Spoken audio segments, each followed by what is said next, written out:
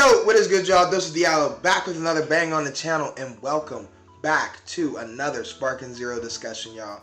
Today we're just going to be talking about some of the things that we saw in the past week for Dragon Ball Sparking Zero, because y'all, we are less than 2 weeks away till the greatest anime game drops, and I couldn't be more excited because I have so much content lined up for this game, and I can't wait to see.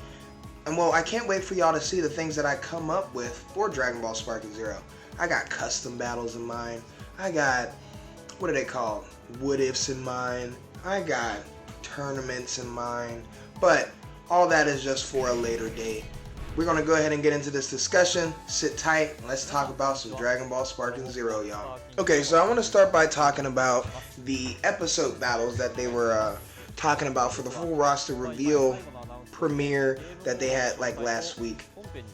This is going to be a very interesting mode only because of the fact that they're going to be exploring different type of scenarios with Goku, Vegeta, Jiren, Frieza, and Goku Black. Oh, and also Trunks.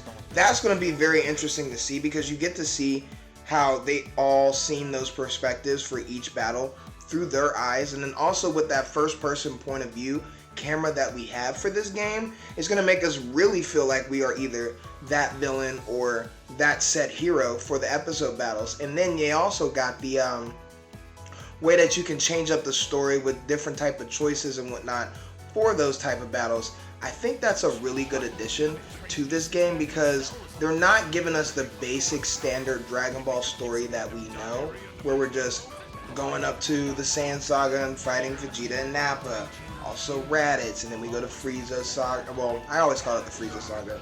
We're going to the Namek Saga and we're fighting Frieza, Doria, Zarbon, Q, I think his name Q, whatever. He's a joke character anyways. I would never touch him unless we're doing something for a video. Just letting y'all know that. But yeah, and then you have you know, the Ginyu Force and stuff like that. You get to actually see how Frieza saw the Ginyu Force and how he was feeling with the Ginyu Force whenever Frieza sent them out to go deal with Goku. Well, Goku was incapacitated at the time. To go deal with Vegeta, Gohan, and Krillin to go find them down Dragon Ball. So it's going to be interesting if you could change how that goes, and if you could just go by yourself as Frieza and be like, you know what, I'm going to go find them. Y'all stay here, guard the ship, I'll be back, you know, That'd be pretty cool, and I would like to see something like that, but then again, we don't know how much of like that story that you can play with like Frieza or Goku Black or Jiren, because they didn't really do much in the animes that they, well, Jiren was only in the Tournament of Power, you know, that was only like the last, I guess, 90, not 90, maybe like 50 episodes of Dragon Ball Z. I'm not too sure. I can't really remember. Not even Dragon Ball Z, Dragon Ball Super. It's probably like the last couple of episodes. And then Jiren was in there as well. It was also mentioned a little bit in the pre-matches for the Tournament of Power as well. When Goku was fighting Toppo and everything, they mentioned Jiren. Said that there was someone way stronger than Toppo. It's just, there can be a lot of different type of like scenarios and like ways that you could pivot off the story, and then I'm just really excited to see what type of scenarios those are, because the way that they're talking, it really does seem like you can choose and make your Dragon Ball story, you know, like you get to see the fights that you want to see. Like, what if you're playing as Gohan, you get to the Tournament of Power, it gives you the option to fight Kefla instead of, who'd he fight, those two Namekians? That would be hard. I would like to see him fight Kefla because he did it in a manga. But you know, there's all those manga stipulations and contracts and things that they can't show or do in this game, which is insane.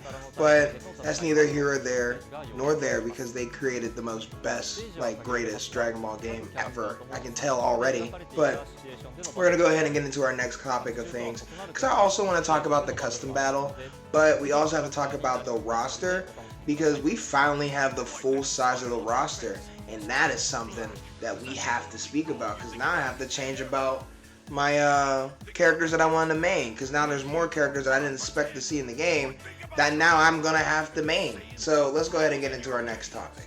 The next thing I wanted to talk about was the custom battles that they introduced for Dragon Ball Sparking Zero. So we've known about this being a feature in the game for a while now. I'm not sure how long, but I'm definitely going to say it's been for a minute that we knew that this was a feature coming to the game. But we didn't know that it was going to be something like this, I'd say, because I still expected them to do what if battles and like what if scenarios that are just like they made, and you know that it's just implemented in the game, and you only got like a couple that you could do, and it just varies between different characters. I thought that's what it was going to be, but they showed us a whole new different type of thing where it's like you are literally creating these cinematic battles and these like what ifs from scratch. You are the one that's deciding whether or not this is going to be like, I don't know, like it's crazy when you really get into the nitty gritty, because they showed like over like I think like 5,000 different type of lines and things that they have that they recorded for this game and stuff like that. They got like expressions, they got stances, they got the way that the camera can interact with the character, they got filters and effects and whatnot.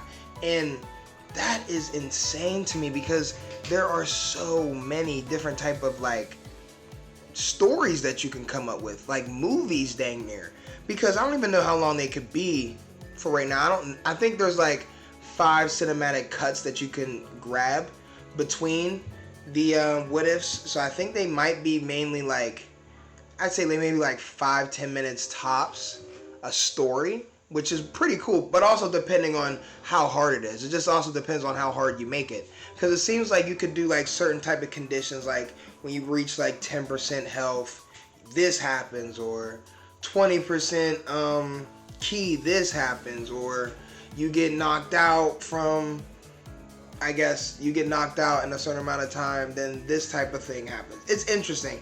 I guess they have like different type of scenarios that can happen within the custom battle that can be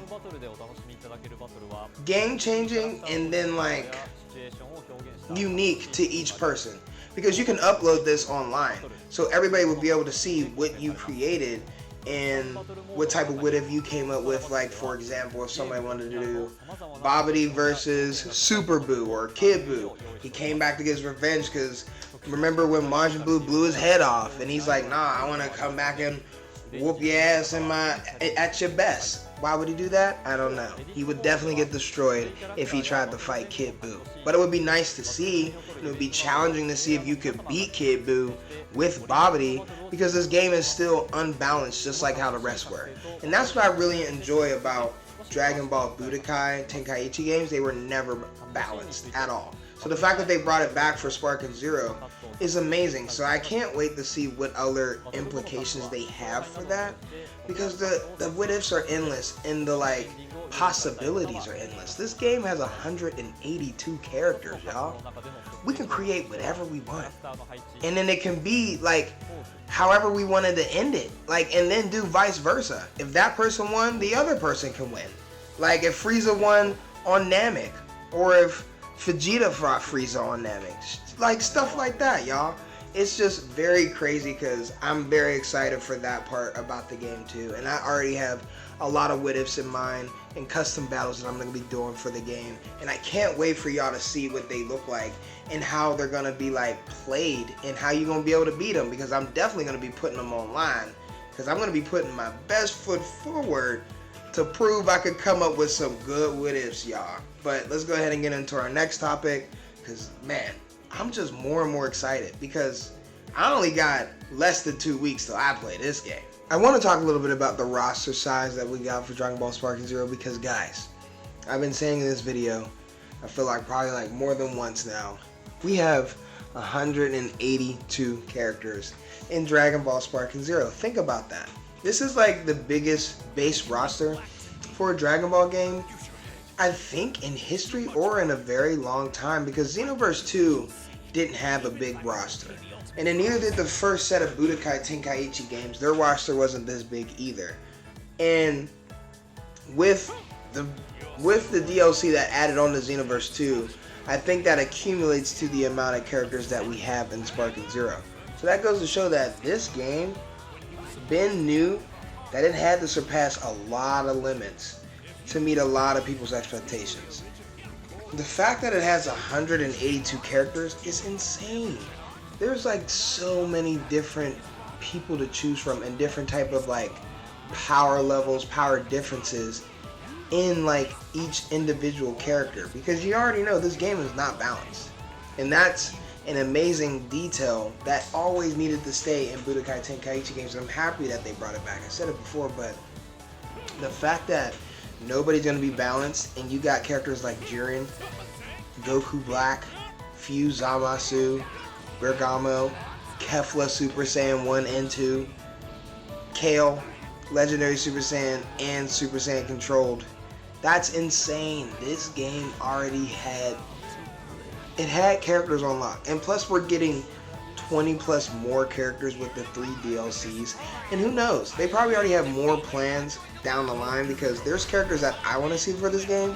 Mainly like Dragon Ball Heroes characters. And I want to see some more Dragon Ball manga characters, because they have manga moves, and there's probably only like a couple manga moves that they have in this game. I think I've only seen 2 so far.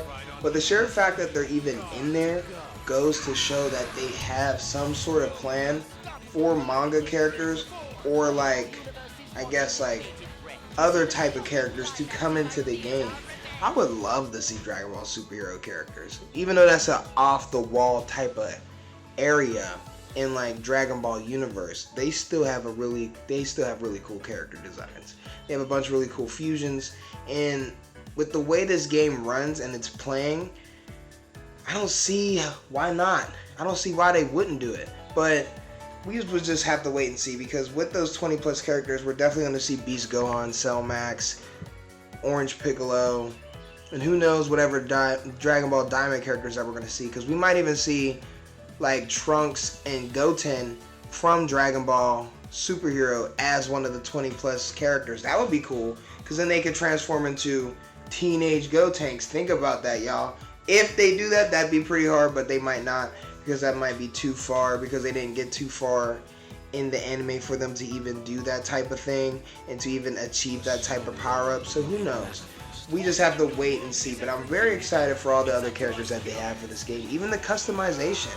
The customization seems endless as far as outfits, moves.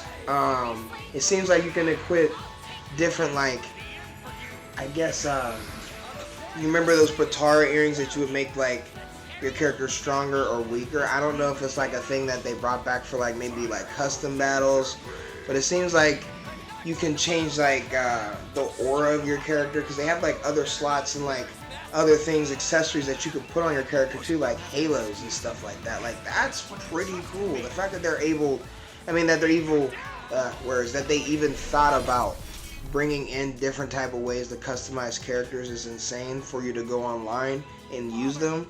I'm very excited for what this game has in for us. Like, I'm really excited, y'all. But we're going to move into the next thing I want to talk about. It could be the last, but we will see. I want to talk more about the characters that I'm going to use, because I have to switch that up now, since I've seen more characters get revealed. And y'all, my list is looking pretty good.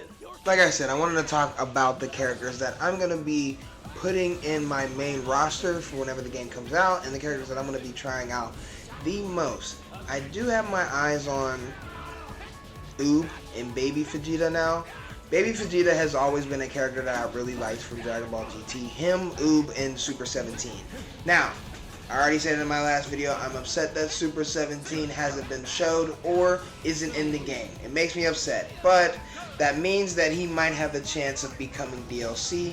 I really hope he does, because Super 17 is someone that I've also really enjoyed from GT. The whole aspect of his character, the fact that he's literally 2 different androids from 2 different timelines. That's the 17 after the Cell arc, and then the 17 from, I think it was the 17, he grabbed another 17 from somewhere. Either I could be remembering wrong, because I haven't seen GT in a long time, but I think the other 17 was from Hell or something like that. I think that one was the other 17. I'm not too sure. Jeez, it's been a long time since I've seen GT. But anyways, Super 17 has been a character that I've always really loved from Dragon Ball GT. Same with Baby Vegeta. Baby Vegeta is also a really cool character. Baby himself is a really cool character. I enjoyed Baby when he was in the first stages of his life, like whenever he was jumping between, like whenever they found him in that lab. It was when I think it was the General Wildo, and then after that they found him in that lab. He broke out of the lab, then he got into, I think, Trunks' bloodstream, and then that which made Trunks take him to Earth. Then on Earth, Baby came out of Trunks to go into Vegeta, which is insane.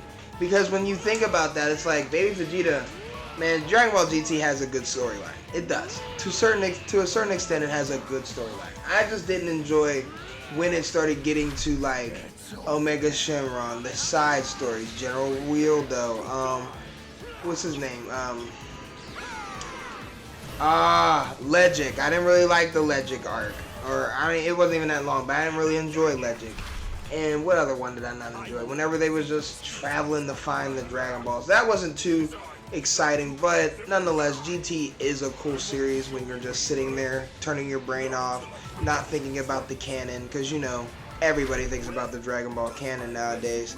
So it's only right to think about the canon because that's what you want to think about. But GT is fun if you just want to chill and look at some fun concepts of the Dragon Ball story, because Super Saiyan 4 is another good transformation from there. Super Saiyan 4 will always be one of my favorite transformations. I'm thinking about putting Super Saiyan 4 Vegeta on my list, but I don't have any expectations for Gogeta. Gogeta's not someone that I enjoy in Super Saiyan 4 or a fusion at all, but that's neither here or there. But so far I have Vegito, Kid Buu, Vegeta, Baby Vegeta, and Oob on my roster to play. I'm very excited to see how they go. I've been thinking about giving Cooler a shot too, but we'll see whenever the game comes out and I try everybody out that I've been thinking about. But those are my main set, and I'm really excited. But we're going to get into my last final thoughts, tie up the video, and then y'all, I'll see y'all when this game drops. So, let's get into this final topic. Man, we are too close, y'all. We are so close till the greatest Dragon Ball game drops, and I couldn't be more excited for Dragon Ball Sparking Zero. I have expectations for this game, but I know it's going to exceed my expectations. I've seen so much on Dragon Ball Sparking Zero to know that this game is going to be my game of the year, and I can't wait to play it and play with you guys. Thanks so much for watching. I really hope you guys enjoyed, and I can't wait to see y'all on October 8th. When I drop me playing some Dragon Ball Sparking Zero, you get to see just how nice I am. Stay safe and take care, y'all. Peace!